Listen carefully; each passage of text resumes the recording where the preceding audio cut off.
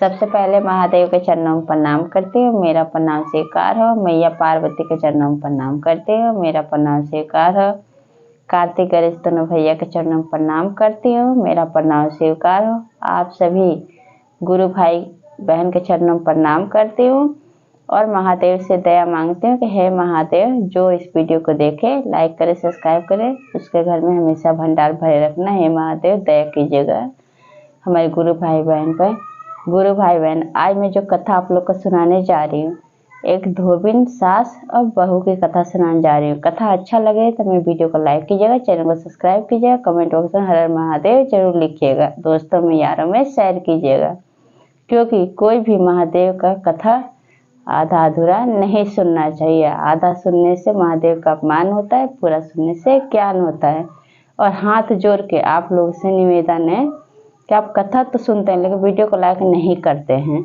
तो गुरु भाई बहन, ऐसी गलती मत कीजिए, ऐसा करने से अच्छा नहीं होता है। मैं एक शिव शिष्या हूँ और मैं मेहनत करती हूँ, महादेव का चर्चा घर घर पहुँचाना चाहती हूँ। जो शिव गुरु के जो भक्त हैं, जो गुरु भाई बहन हैं, जिसको नहीं मिलता है चर्चा सुनने को, इसलिए मैं कथा कहती हूँ।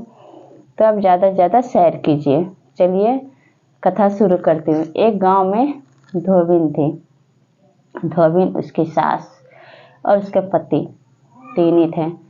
तो धोबिन की जो सास थी उसको दान पुण्य करना नहीं करती थी, कभी दान पुण्य नहीं करती थी। लेकिन गुरु भाई बहन कहते हैं कि इंसान का जो जन्म होता है ना, तो बहुत अच्छा होता है इंसानी रूप में। कहते हैं कि यहाँ पे सब धन दौलत सब कुछ यहीं पे रह जाता है। बच्चे, बेटा बहू, नाती पोता जो भी होता है सब यहीं रह जाता है, वही जाता है जो हम दान पुण्य करते हैं, हमारे साथ वही जाता है। तो उसकी सास थी धोबिन की, कभी दान पुण्य नहीं करती थी और बहू को भी नहीं करने देती थी। उसको भी जब भी वो करते हुए देखती तो उसको मना करती।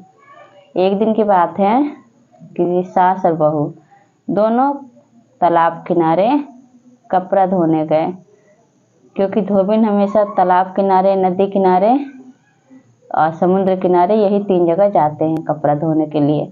कपड़ा धोना भी होता है, सुखाना भी होता है, प्रेस भी करना होता है, घर घर पहुंचाना भी होता है, धोबिन का ये काम होता है।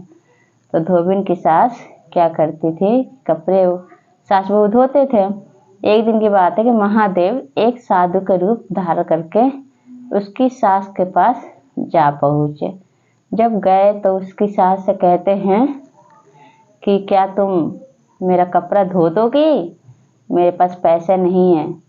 तो उसकी सास कहती है तुम्हारे पास पैसे नहीं है? तो कहती है कि क्या मैं फ्री की दिख रही हूँ, फ्री की दिख रही हूँ, पागल दिख रही हूँ मैं कि मैं तुम्हारा कपड़ा धोऊंगी या तुम पैसा नहीं दोगे, चलो भागो यहाँ से।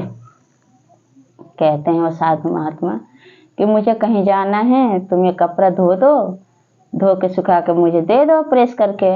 कहते कि मेरे चेहरे पे पागल लिखा है क्या, मैं पागल दिख रही, तुम ही पागल कुत्ता काट रखा है, मैं तुम्हारा कपड़ा धोऊंगी। वो तुतकार के भगा देती है।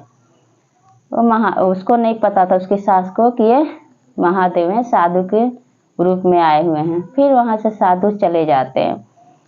फिर दूसरे घाट पे जब जाते हैं तो उस घाट पे उसी धोबिन की बहू कपड़े धोती थी। एक घाट पे उसकी सास धोती थी, दूसरे घाट पे उसकी बहू धोती थी। तो साधु महात्मा महादेव स्वयं वो गए परीक्षा लेने के लिए, मतलब देखने के लिए कि कौन दानी है। तो जाते हैं तो जाके उसकी बहू से कहते हैं कि क्या तुम मेरा कपड़ा धो दोगी, मेरा कपड़ा देखो बहुत गंदा हो गया है, से मुझे कहीं जाना रिश्तेदारी में, कपड़ा मेरा बहुत गंदा हो गया है। तो कहते कि क्यों नहीं धो दूंगी, धो दूंगी, अच्छी थी बहू, बहुत अच्छी थी धोबिन की। कहते धो दूंगी, मैं धो दूंगी और सुखा के प्रेस करके आपको पहना दूंगी। तो कहते हैं साधु महात्मा कि मेरे पास पैसा नहीं है कि मैं तुम्हें पैसा दूंगा, नहीं है मेरे पास पैसे। तो कहती बहू कि कोई बात नहीं, नहीं है आपके पास तो क्या हो गया, मान लो कि हम लोग 30 दिन कमा रहे, एक दिन नहीं कमाएंगे, कोई बात नहीं, अब अपना कपड़ा दे दीजिए। साधु महात्मा अपना कपड़ा दे देते हैं और उनकी जो धोबिन की बहू है तो कहती है आप थोड़ी देर बैठ जाइए। मैं कपड़ा आपका धो देती हूँ, सुखा देती हूँ, और उसके बाद उसको प्रेस करके देती हूँ, आप पहन के चले जाइएगा। साधु महात्मा खुश हो जाते हैं। उसको नहीं पता था, धोबिन की बहू को नहीं पता था कि ये स्वयं महादेव हैं। फिर क्या होता है कि उसकी बहू धोबिन की कपड़े धो देती है, सुखा देती है, प्रेस करके साधु महात्मा को दे देती है, पहन लेते हैं। फिर जब वहाँ से जाने लगते हैं तो कहते हैं धोबिन की बहू से कि मांगो, तुम कुछ मांगो मुझसे। मेरे पास पैसा तो नहीं है, लेकिन तुम्हें आशीर्वाद मैं ज़रूर दे सकता हूँ, ये मेरे हाथ में है। तो उसकी बहू कहती है कि अगर आशीर्वाद आप देना चाहते तो आप इतना दे दीजिए कि जो इंसान मरे तो मैं देख सकूं कि आखिर यमराज जी उसको कैसे ले जाते हैं, जो यम के दूत आते हैं तो कैसे लेकर जाते हैं। तो वो कहते साधु महात्मा कि यथा अस्तु, वहाँ पे तथा अस्तु बोलते हैं साधु महात्मा, और वहाँ से चले जाते हैं। जब चले जाते हैं तो कुछ ही दिन के बाद उसके सास मर जाती है धोबिन की। जब मर जाती है तो उसका पति जो होता है धोबिन के, वो खूब रोता है, सिर पटक पटक के रोता है। इधर वो उसका आशीर्वाद दिए थे, और साधु महात्मा जो थे ना महादेव के रूप में, तो ये भी दिए थे साथ में आशीर्वाद उसको।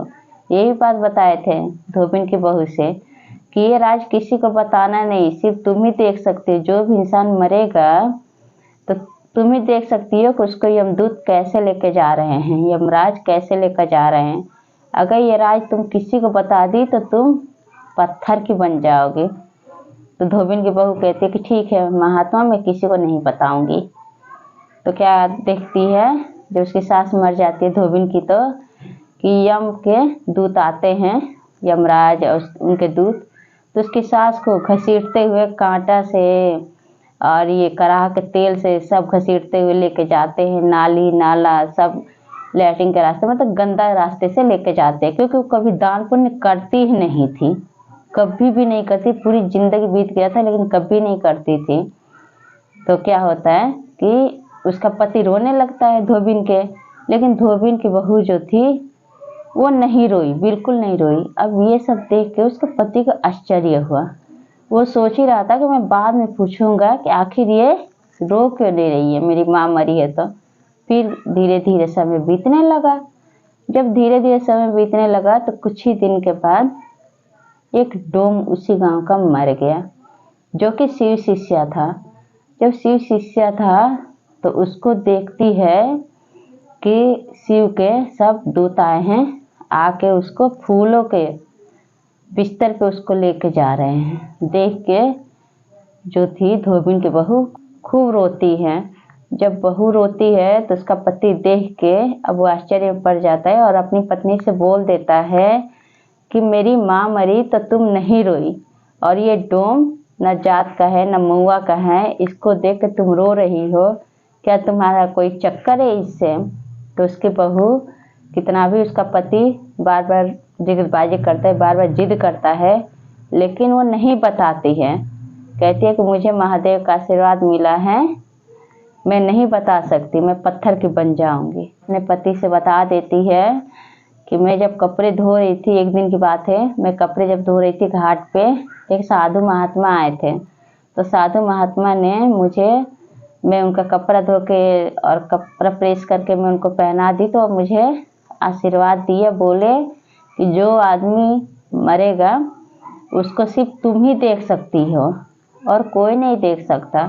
अगर तुम ये राज किसी के सामने जाहिर की, किसी से बताई, तो तुम पत्थर की बन जाओगे।